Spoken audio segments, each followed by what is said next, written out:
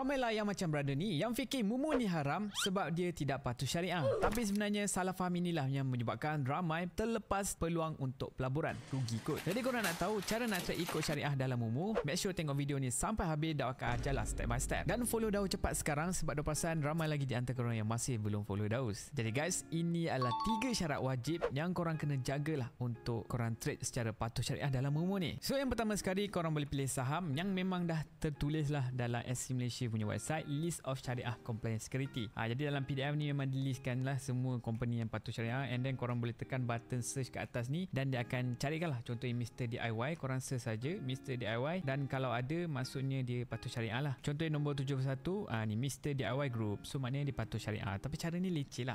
So cara yang paling senang, korang buka sendiri apps Mumu dan tengoklah dekat atas ni ada tak logo bulan sabit ni. So dia patuh syariah. So senang kan nak tahu stok tu patuh syariah ataupun tidak. Dan tips kedua, korang jangan sentuh margin financing. So macam Daus ni pun dah off lah margin setting ni, dah off. Sebab kalau tidak off bermaksud kita boleh spend ataupun beli stok lebih daripada duit apa yang kita ada. Contoh ada 1000 tapi kita boleh beli sampai 1500 worth of stock.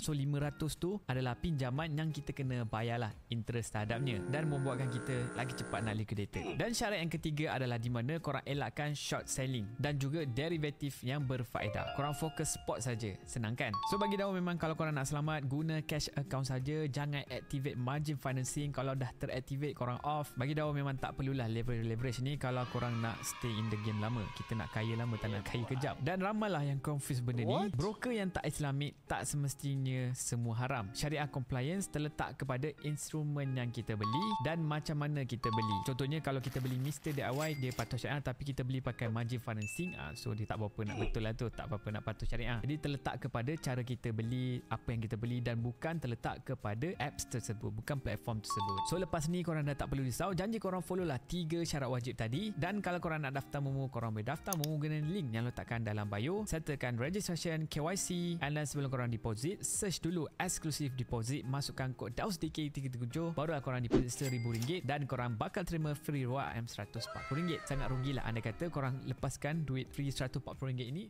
begitu saja. Jadi guys, kalau korang ada soalan-soalan lain, just tanya saja di bahagian komen, Daus akan jawablah soalan tersebut. Dan jangan lupa like dan follow Daus supaya korang tak terlepas terhadap nulis soalan yang maybe related dengan kita semua. Itu saja Daus, jumpa lagi pada video akan datang. Ciao.